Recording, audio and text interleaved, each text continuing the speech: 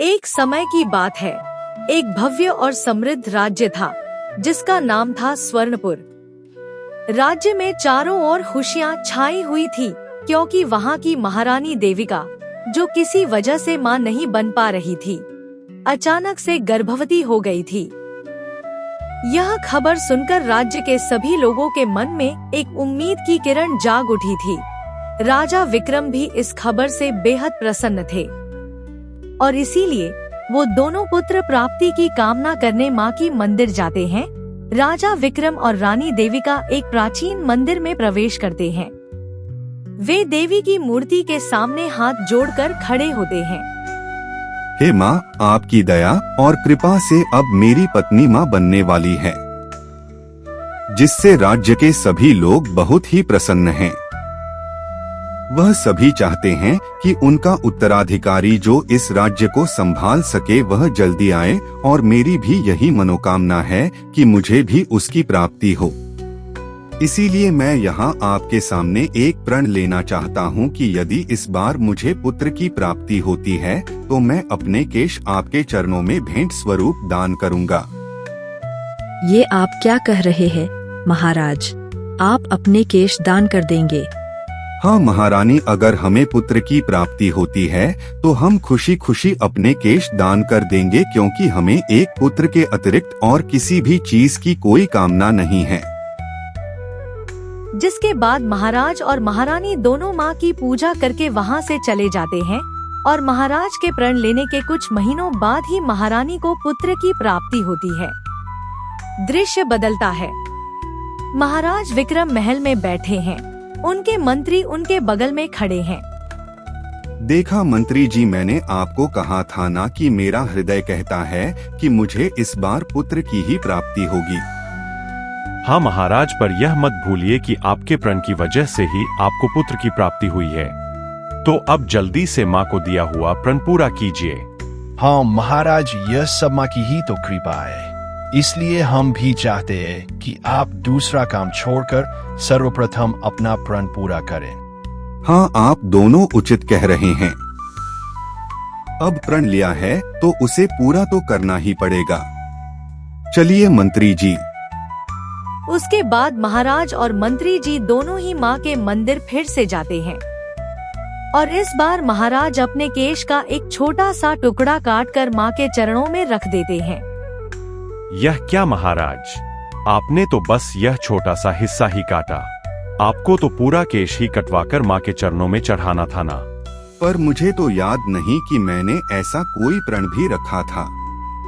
मैंने तो बस माँ से यह कहा था कि मैं अपना केश भेंट स्वरूप चढ़ाऊंगा, लेकिन कितना चढ़ाऊंगा या पूरा चढ़ाऊंगा यह मैंने नहीं कहा था मंत्री जी। यह आप ठीक नहीं कर रहे हैं महाराज, आप माँ को ही ठग रहे हैं। आप यह कैसी बात कर रहे हैं मंत्री जी? भला मैंने गलत क्या कहा?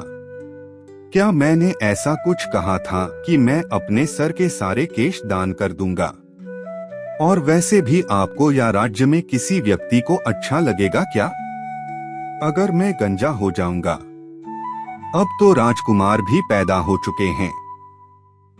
अब इन सब बातों का क्या लाभ? मैंने तो अपना प्रण पूरा ही किया है। अब मानो या ना मानो पर यही सत्य है। महारानी महल में महाराज के सर पर केश देखकर हैरान हो जाती है। महाराज, यह आपने ठीक नहीं किया। केश ही तो थे, आपको दान कर देना चाहिए था। क्षमा कीजिए महारानी, पर यह केवल केश नहीं है बल्कि हमारा गौरव है, एक राजा की शान है। और आप इन सब चीजों की चिंता छोड़ दें और तैयारी करें जाने की। जाने की तैयारी पर कहा महाराज? ऋषि दुर्वासा के पास राजकुमार का भविष्य जानने। आखिर हमें भी तो पता चले कि यह हमारी ही तरह एक राजा बनने के योग्य है भी या नहीं। यह हमारा पुत्र है, ऐसा हो ही नहीं सकता कि यह राजा बनने के योग्य ना हो। हम भी इसका भविष्य जानने के लिए बहुत ही उत्सुक है। तो जाना कब है महाराज? कल सुबह चलेंगे महारानी जी। जिसके ठीक अगले ही दिन महाराज और महारानी दोनों ही ऋषि दुर्वासा के पास राजकुमार का भविष्य जानने पहुँचते हैं। आओ राजन आओ, तुम्हारी ही प्रतीक्षा थी। आपको पहले से पता था कि मैं आने वाला हूँ ऋषिवर। हाँ राजन, मुझे तो यह तुम्हारे जन्म लेते ही पता चल गया था। जब मैंने तुम्हारा भी भविष्य देखा था कि तुम अपने पुत्र का भविष्य जानने मेरे पास जरूर आओगे। जी ऋषिवर, तो आप कृपया करके मेरे पुत्र का भविष्य बता दें और यह भी कि यह एक राजा बनने के योग्य है भी या नहीं। ठीक है, अभी बताता हूँ। जिसके बाद ऋषि दुर्वासा राजकुमार का भविष्य देखने लगे, जिसे देखकर खुद ऋषि दुर्वासा भी आश्चर्य में पड़ गए। वाह राजन वाह, यह बच्चा तो कोई आम बच्चा नहीं है। ऐसे बच्चे सदियों में एक बार ही जन्म लेते हैं। यह जरूर तुम्हें माँ की कृपा से ही मिला है। क्या आप सत्य कह रहे हैं ऋषिवर? तो क्या यह राजा बनने के योग्य है? इसमें कोई शक नहीं कि यह एक महान राजा बनेगा। इसके साथ ही यह एक महान धनुर्धारी भी बनेगा, जिसके जैसा ना ही कोई बाण मार पाएगा और ना ही कोई मार सकता है। इसकी यह काबिलियत ही इसे एक महान राजा बनाएगी। आपका कोटि कोटि धन्यवाद ऋषिवर, आज आपने मेरा हृदय खुश कर दिया।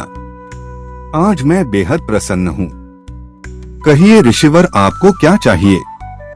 आप जो चाहेंगे वह मैं दूंगा। आप केवल मांगिए ऋषिवर। माफ करना राजन, पर मुझे कुछ नहीं चाहिए। मैं एक ऋषि हूँ और ऋषि को जो भी मिलता है वह उसी में खुश रहता है। उसे किसी भी चीज की कोई इच्छा नहीं रहती है। फिर भी ऋषिवर, आप कुछ तो मांगिए। मैं ऐसे ही यहाँ से आपको बिना कुछ दिए नहीं जाना चाहता। ठीक है, अगर तुम्हारी यही इच्छा है तो मैं बस इतना चाहता हूँ कि आज तुम मेरे यहाँ पर एक रात बिताओ और मुझे इस बार सेवा करने का मौका दो। अगर आपकी यही इच्छा है तो ठीक है। आज हम यहीं आपकी कुटिया में एक रात बिताएंगे। जिसके बाद महाराज और महारानी दोनों ही ऋषि की कुटिया में रहने के लिए तैयार हो जाते हैं और राजकुमार को एक झूला में सुला दिया जाता है, जिसकी देखभाल एक दासी कर रही थी। और पूरा एक दिन बीत जाता है और अगले दिन ही सुबह दासी परेशान होकर दौड़ते हुए महाराज के पास जाती है। गजब हो गया महाराज, गजब हो गया। क्या हुआ दासी? तुम इतनी परेशान क्यों लग रही हो? और तुम्हें तो राजकुमार के पास होना चाहिए। उसे अकेला छोड़कर यहाँ क्या कर रही हो? जी महाराज, वो राजकुमार। क्या बात है दासी, तुम हकला क्यों रही हो? क्या हुआ राजकुमार को? वो ठीक तो है ना? असल में महाराज, राजकुमार कहीं मिल नहीं रहे हैं। वो कुछ देर तक झूला में ही थे। मैं पानी पीने के लिए बाहर गई और जब आई तो झूले पर राजकुमार थे ही नहीं। ये तुम क्या बकवास कर रही हो दासी, तुम्हें पता है तुम क्या बोल रही हो? मैं बिल्कुल सत्य कह रही हूँ महारानी जी, मेरा विश्वास कीजिए, राजकुमार कहीं नहीं मिल रहे हैं। ये तुम क्या बकवास कर रही हो दासी, तुम्हें पता भी है तुम क्या बोल रही हो? हमने एक छोटा सा काम दिया था राजकुमार की देखभाल करने का, तुमसे वो भी नहीं हुआ। सैनिकों, पकड़ लो इस दासी को और डाल दो कारागार में। तुम इसे सजा नहीं दे सकते हो। पर ऋषिवर, इसमें इसकी गलती नहीं है तो किसकी है? इसकी जिम्मेदारी थी राजकुमार की देखभाल करने की, जो यह नहीं कर पाई। गलती केवल और केवल तुम्हारी ही है। मेरी गलती? मैं कुछ समझा नहीं ऋषिवर। तुम्हें याद भी है कि तुम्हें पुत्र की प्राप्ति किस वजह से हुई थी? क्योंकि तुमने एक प्रण रखा था, जिसे पूरा करने की जगह तुमने बहाना बनाकर अपने प्रण को पूरा नहीं किया, जिस वजह से तुम्हारा पुत्र भी तुम्हारे पास ज्यादा देर तक नहीं रहा। राजन, यह तो शुरू से ही लिख दिया गया था जब तुमने माँ को धोखा दिया। मैंने आपको कहा था ना महाराज कि आप अपने केश दान कर दे। यह केवल केश ही तो थे, पर आपकी इस शान की वजह से आज हमारा पुत्र हमसे दूर हो गया। क्या अब भी आपको अपने पुत्र से ज्यादा अपनी शान की चिंता है? अगर इतनी ही चिंता थी तो क्यों लिया ऐसा प्रण जिसे आप पूरा ना कर सके? आप सही कह रही हैं महारानी जी। अब मुझे अपनी गलती का एहसास हो चुका है। ऋषिवर, हम अपने केश दान करने के लिए तैयार हैं। पर कृपया करके बताइए कि हमारा पुत्र हमें कहाँ मिलेगा। आप तो अंतर्यामी हैं, आपको तो सब पता होगा ना। मिल जाएगा, पर सब्र रखना पड़ेगा राजन। तुम्हारे केशदान करने के ठीक 20 वर्ष बाद तुम्हें तुम्हारा पुत्र वापस मिल जाएगा। 20 वर्ष? इतनी लंबी अवधि? इतने वर्षों बाद वो हमें कैसे मिलेगा ऋषिवर? हम उसे कैसे ढूंढेंगे? तुम्हें उसे ढूंढने की कोई आवश्यकता नहीं है राजन, वो स्वयं ही तुम्हारे पास आ जाएगा। तुम्हें बस आज से ठीक 20 वर्ष बाद इसी दिन एक प्रतियोगिता रखनी होगी, तीरंदाजी की प्रतियोगिता, जिसमें तुम्हारा पुत्र अवश्य आएगा और जीतेगा भी। जो भी व्यक्ति उस प्रतियोगिता में जीत हासिल करता है, समझ जाना वही तुम्हारा पुत्र है और इस राज्य का उत्तराधिकारी। जैसा आप कहें ऋषिवर, मैं वैसा ही करूंगा। ऋषि दुर्वासा के कहने पर महाराज को अपनी गलती का एहसास होता है और वो ऋषिवर की बात को मान लेते हैं। वहीं दूसरी तरफ राजकुमार को एक आदमी अपने साथ ले जा रहा था। अरे वाह, आज तो मैं मालामाल होने वाला हूँ। जब मैं इस राजकुमार को दुश्मन राज्य के राजा के हवाले कर दूंगा तो खुश होकर मुझे धन ही धन देंगे। क्या पता कोई बड़ा सा पद भी दे दे। फिलहाल तो मैं बहुत ही थक चुका हूँ, मुझे थोड़ा विश्राम कर लेना चाहिए। मैं थोड़ा सो लेता हूँ, बहुत दूर जाना है। जिसके बाद वो आदमी बिना किसी चिंता के सो जाता है और थोड़ी ही देर में एक सांप उस आदमी के नजदीक आ जाता है और उस आदमी को काट लेता है, जिससे उसकी आंख खुल जाती है और वो जोर जोर से चिल्लाने लगता है। मुझे क्या हो गया? ये क्या? ये क्यों चिल्ला रहा है? मुझे चलकर देखना चाहिए, जरूर कुछ हुआ होगा। जिसके बाद वो किसान, जिसका नाम कमल था, वो दौड़कर उस आदमी के पास जाता है और देखता है कि सांप के काटने की वजह से उस व्यक्ति की मृत्यु हो चुकी थी। हे भगवान, ये क्या हो गया? इस बेचारे की तो जान ही चली गई। इसे देखकर लग रहा है कि यह इस बच्चे का पिता था जो अब मर चुका है। अब मैं क्या करूं? जिसके बाद कमल उस बच्चे के बारे में बहुत ही सोचता है और यह निर्णय लेता है कि वो उस बच्चे को पालेगा और उसे उठाकर अपने साथ अपने घर ले जाता है। अरे अरे, ये क्या जी? ये आप किस बच्चे को उठाकर लाए? माना कि हमारी संतान नहीं हो पा रही है, तो क्या आप किसी को भी अपने साथ ऐसे ही उठाकर लाओगे? अरे नहीं उर्मिला, ऐसी बात नहीं है। ये बच्चा तो मुझे जंगल में मिला। इसका पिता एक पेड़ के नीचे विश्राम कर रहा था और अचानक ही एक सांप आकर उसे काट गया, जिससे उसकी मृत्यु हो गई और यह मासूम सा बच्चा अकेला पड़ गया। अब तुम ही बताओ उर्मिला, भला मैं इस मासूम बच्चे को उस जंगल में अकेला छोड़कर कैसे आ सकता था? इसीलिए मैं इसे यहाँ ले आया। अच्छा, तो यह बात है। यह तो सच में बहुत ही बुरा हुआ जी। तो अब हम इस बच्चे का क्या करेंगे जी? और क्या करेंगे? अब हम इस बच्चे को अपने बच्चे जैसा ही पालेंगे। देखो, हमारी भी कोई संतान नहीं है और इस बच्चे के बारे में भी तो सोचो। अगर हम नहीं पालेंगे इसे तो कौन पालेगा भला? बात तो आपकी बिल्कुल सही है जी। तो ठीक है, आज से यह अब हमारा बेटा हुआ, तो सोचा है कि क्या नाम रखेंगे हम इसका। आनंद कैसा रहेगा? हाँ, यह नाम तो बहुत ही अच्छा है जी। आनंद यही रखते हैं। आपने यह नाम बहुत पहले से ही सोच रखा था ना? सच सच बताइए। सोच तो बहुत पहले ही रखा था, पर आज नाम रखने का मौका मिला। आज मैं बहुत ही खुश हूँ। तभी पीछे से साहूकार आ जाता है। अरे क्या बात है कमल देव, आज बड़े खुश लग रहे हो। कोई खजाना मिल गया क्या? अरे साहूकार जी, आप यहाँ? हाँ, मैं यहाँ भूल गए क्या? कितने दिनों से तूने धन नहीं दिया। कर्जा चुकाने का मन है भी या नहीं? अगर नहीं है तो बता दे, मैं अभी तेरी सारी जमीन लेने के लिए तैयार हूं। अरे नहीं नहीं साहूकार जी, मैं तो आपके पास धन जमा करने आने ही वाला था। मैं अभी धन लाता हूं। अरे ये क्या? ये बच्चा किसका है भाभी जी? जहां तक मुझे पता है यहाँ कोई बच्चा तो नहीं रहता था। ये हमारा बेटा है साहूकार जी, इसका नाम आनंद है। क्या बात है भाभी जी, आपका तो बेटा भी हो गया, मुबारक हो। अब तो दोनों बाप बेटे मिलकर कर्जा चुकाएंगे, इससे जल्दी कर्जा मुक्त हो जाएगा। ये लीजिए साहूकार जी धन। ये क्या? इसमें धन मुझे थोड़ा कम क्यों लग रहा है? वो इस बार थोड़ी फसल अच्छी नहीं हुई साहूकार जी, पर आप चिंता मत कीजिए साहूकार जी, मैं अगली बार पूरे पैसे दूंगा। ठीक है, अगली बार पूरे पैसे देना, इस बार बच्चे की खुशी में जाने दे रहा हूँ। आपने इस बच्चे को पालने का निर्णय तो ले लिया है, पर क्या इसका जीवन अच्छा होगा? क्योंकि अगर हम इसे पालेंगे तो इसे भी इसी कर्जे को चुकाना है, और पता नहीं आपके पिताजी के लिए हुए इस कर्जे को हम कभी चुका भी पाएंगे या नहीं। काश कि आपके पिता ने कभी कर्जा लिया ही ना होता, तो आज हमें यह दिन ना देखने पड़ते। पर उर्मिला, इसमें पिताजी की क्या गलती है? उस समय हालात ही ऐसे हो चुके थे कि उन्हें कर्जा लेना पड़ा।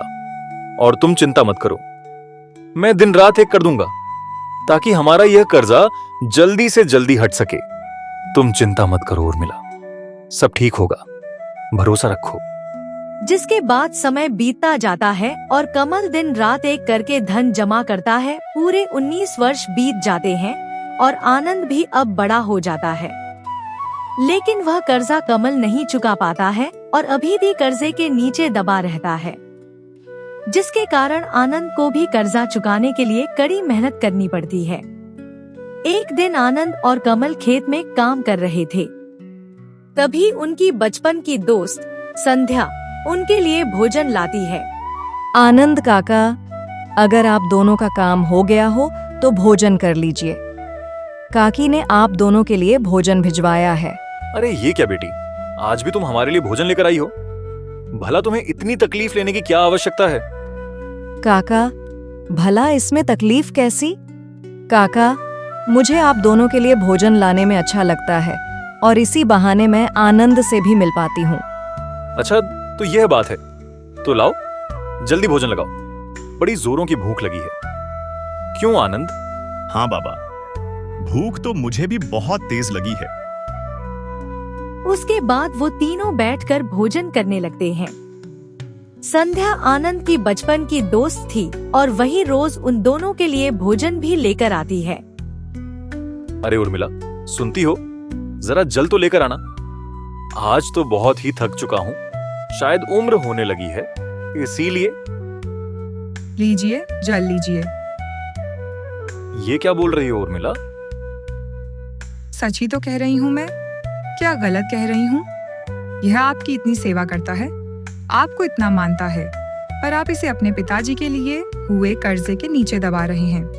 क्या आपने कभी इससे एक बार भी पूछा कि यह क्या करना चाहता है? खेती करना भी चाहता है या नहीं? और आपकी वजह से बेचारे से मेरे पुत्र को भी ऐसी गरीबों जैसी जिंदगी जीनी पड़ रही है, तो भला यह भाग्यशाली कैसे हो सकता है? अरे माँ, ये आप क्या कह रही हैं? मैं भी अपने आप को बहुत ही भाग्यशाली समझता हूँ कि मुझे इनके जैसे पिता मिले हैं और मुझे खेती बाड़ी करने में कोई दिक्कत नहीं है। उल्टा मुझे तो बेहद खुशी होती है जब मैं पिताजी के साथ जाकर काम करता हूँ। वो दोनों ही आपस में बात कर ही रहे थे कि तभी अचानक से ही कमल को हृदय में पीड़ा होने लगती है और वो नीचे जमीन पर गिर जाता है। हे भगवान, ये आपको क्या हो गया जी? आप जमीन पर कैसे गिर गए? आप ठीक तो है ना? बाबा, क्या हो गया? आप ठीक तो है ना? मुझे हृदय में बहुत जोरों की पीड़ा हो रही है, लगता है मैं अब और नहीं बच पाऊंगा। ये आप क्या कह रहे हैं बाबा? कृपया करके ऐसा मत कहिए, मैं आपको कुछ नहीं होने दूंगा। माँ, आप भी ना, आपको क्या जरूरत थी अभी ये सब बात करने की? नहीं बेटा, इसमें उर्मिला की कोई गलती नहीं है। मेरे हृदय में पीड़ा बहुत पहले से ही हो रही थी, पर पता नहीं क्यों आज कुछ ज्यादा ही हो रही है। क्या कहा? पहले से ही आपके हृदय में पीड़ा हो रही थी, तो आपने बताया क्यों नहीं मुझे? मैंने भी तुम्हारे पापा से कितनी बार कहा कि चलकर एक बार वैद्य को दिखा लेते हैं, पर यह है कि पैसे खर्च होने के डर से वहां गए ही नहीं। आपको मुझे बताना चाहिए था माँ। उन्होंने मुझे तुम्हारी कसम दे दी थी बेटा, इसीलिए मैं चाहकर भी नहीं बता पाई और मुझे भी कोई अंदाजा नहीं था कि यह बीमारी इतनी बढ़ जाएगी। बेटा मेरी बात मानो, अब बहुत देर हो चुकी है। अब बस मैं जो कह रहा हूं उसे ध्यान से सुनो। मैं तुम्हारा असली पिता नहीं हूं। आप मेरे असली पिता नहीं हैं? ये आप क्या कह रहे हैं बाबा? उसके बाद कमल मरने से पहले आनंद को सारी बात सच सच विस्तार से बता देता है और सारी सच्चाई बताने के कुछ ही देर बाद ही उनकी मृत्यु हो जाती है और उर्मिला भी रोने लगती है। यह सब मेरी ही गलती है। मुझे इनके इस बीमारी की बात बता देनी चाहिए थी। मुझे माफ कर देना। और तुम्हारे पापा ने जो भी अभी अभी कहा वो बिल्कुल सच है। तुम हमारे अपने बेटे नहीं हो। तो क्या हो गया? अगर मैं आप दोनों का अपना बेटा नहीं हूं, मां पर मैं आप दोनों को हमेशा अपने माता पिता ही मानूंगा, क्योंकि आप लोगों ने भले ही मुझे जन्म ना दिया हो, पर पाला तो आप ही ने है ना। और आप चिंता ना करें, मैं मेरे दादाजी के लिए हुए कर्ज को भी बहुत ही जल्दी चुका दूंगा। अब उसकी कोई जरूरत नहीं है लड़के, क्योंकि अब मैं कमल देव की सारी जमीनें ले रहा हूं। यह आप क्या कह रहे हैं साहूकार जी? पर हमने तो लगभग आपका कर्जा आपको दे ही दिया है। तो क्या हो गया? इस कमल देव ने मरने से पहले यह कर्जा नहीं चुकाया, और मैंने अभी अभी तुम्हारी सारी बातें सुनी कि तुम इसके असली बेटे हो ही नहीं, और इसीलिए तुम्हारा इस कर्ज से कोई लेना देना नहीं है, और ना ही इस जमीन से। इसीलिए अब ये सारे खेत खलियान मेरे हुए। पर साहूकार जी, अब से तुम आजाद हो लड़के। आखिर क्या फायदा हुआ? इतने साल ऐसे गरीबों की तरह रहकर, इतने साल कर्जा चुकाकर, अंत में तो सारी जमीनें हाथ से निकल ही गई ना। माँ, आप चिंता मत कीजिए। मैं हूं ना, मेरे होते हुए आप ऐसी जिंदगी नहीं जियोगी। मैं बहुत ही जल्दी कुछ ना कुछ कर ही लूंगा, क्योंकि अब बाबा नहीं रहे, तो अब इस घर की सारी जिम्मेदारी मेरी हुई और मैं इसे जरूर निभाऊंगा। आनंद अपनी असलियत जानने के बाद भी कि वो उन दोनों का असली बेटा नहीं है, उन दोनों को ही अपना असली माता पिता मानता है और कमल के अंतिम संस्कार करने कुछ ही दिन बाद आनंद जब कोई काम नहीं ढूंढ पा रहा था, तभी आनंद घर जाने ही वाला था कि अचानक एक घोषणाकार घोषणा लेकर आता है। सुनो सुनो सुनो, महाराज ने एक प्रतियोगिता रखने का ऐलान किया है, जिसमें जो भी व्यक्ति तीरंदाजी में अव्वल दर्जे पर आएगा उसे बहुत ही भारी रकम दी जाएगी। क्या कहा? भारी रकम दी जाएगी? तो शायद इससे मैं अपनी जमीनें वापस खरीद पाऊंगा और हमें ऐसी गरीबों की जिंदगी नहीं जीना पड़ेगी। मुझे इसमें भाग लेना चाहिए। संध्या, तुम घर जाओ, मैं अभी आया। ठीक है। उसके बाद आनंद बिना किसी अभ्यास के या कड़ी मेहनत के ही प्रतियोगिता में हिस्सा लेने चला जाता है। अरे ये क्या भाई, तू तो कमल जी का पुत्र है ना? पर तू यहाँ क्या कर रहा है? तू तो एक किसान है ना? तूने आज तक कभी धनुष पकड़ी भी है? नहीं पकड़ी, पर मुझे विश्वास है कि मैं यह प्रतियोगिता जरूर जीतूंगा। अच्छा, और भला कैसे? जरा हम भी तो जाने ये क्या बोल रहे हो भाई। एक गुलेल और धनुष में कोई फर्क होता भी है कि नहीं? गुलेल तो बच्चे बच्चे चला लेते हैं, पर धनुष बाण चलाना हर किसी के बस की बात नहीं है। अभी भी मौका है, घर चले जाओ, इससे पहले कि यहाँ सबके सामने तुम्हारी बेइज्जती हो जाए, समझे? बेइज्जती होती है तो हो जाए, पर मैं बिना प्रयास किए तो यहाँ से नहीं जाऊंगा। उस व्यक्ति के इतना कहने के बाद भी आनंद का विश्वास नहीं डगमगाता और वहां आए सभी लोगों को एक चुनौती दी जाती है, जिसे देखने के लिए स्वयं महाराज और महारानी भी उपस्थित होते हैं।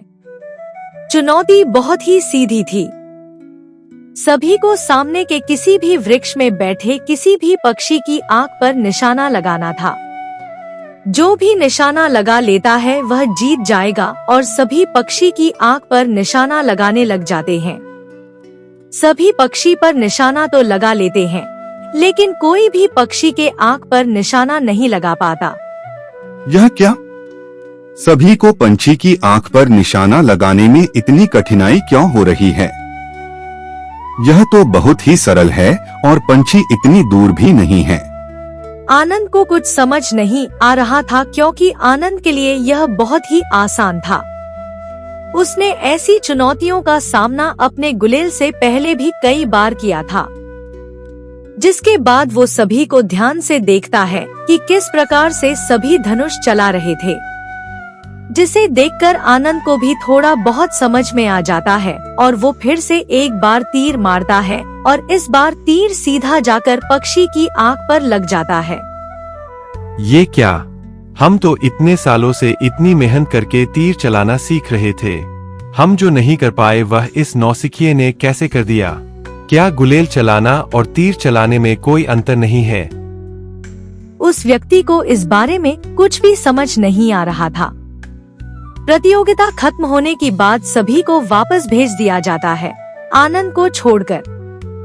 वाह क्या बात है, तुमने तो दूसरी बार में ही पंछी की आंख पर सटीक निशाना लगा लिया। हम तुमसे बेहद खुश हुए। तुम्हारा नाम क्या है? मेरा नाम आनंद है महाराज। अच्छा एक बात बताओ, तुमने यह धनुष विद्या कहाँ से सीखी और तुम अभी कितने वर्ष के हो? मैंने धनुष विद्या सीखी नहीं है महाराज, यह तो मेरे गुलेल चलाने का नतीजा है। मैं गुलेल चलाने में काफी माहिर हूँ और आज ही मैं पूरे 20 वर्ष का हो चुका हूँ महाराज। महाराज को आनंद की बातें सुनकर पूरा विश्वास हो जाता है कि वही उनका असली पुत्र है और सारी बात विस्तार से बताते हैं। मैंने तो बस माँ से यह कहा था कि मैं अपना केश भेंट स्वरूप चढ़ाऊंगा, लेकिन कितना चढ़ाऊंगा या पूरा चढ़ाऊंगा यह मैंने नहीं कहा था मंत्री जी। असल में राजकुमार कहीं मिल नहीं रहे हैं। तुम्हें बस आज से ठीक 20 वर्ष बाद इसी दिन एक प्रतियोगिता रखनी होगी, तीरंदाजी की प्रतियोगिता, जिसमें तुम्हारा पुत्र अवश्य आएगा और जीतेगा भी। जो भी व्यक्ति उस प्रतियोगिता में जीत हासिल करता है, समझ जाना वही तुम्हारा पुत्र है और इस राज्य का उत्तराधिकारी। जैसा आप कहें ऋषिवर। जिसे सुनकर आनंद भी आश्चर्य में पड़ जाता है, लेकिन वह अपनी माँ को छोड़ने से मना कर देता है। जिसके बाद उर्मिला को भी राजमहल में बुला लिया जाता है और राज्य को उनका उत्तराधिकारी मिल जाता है। तीनों ही उस राजमहल में खुशी खुशी रहने लगते हैं।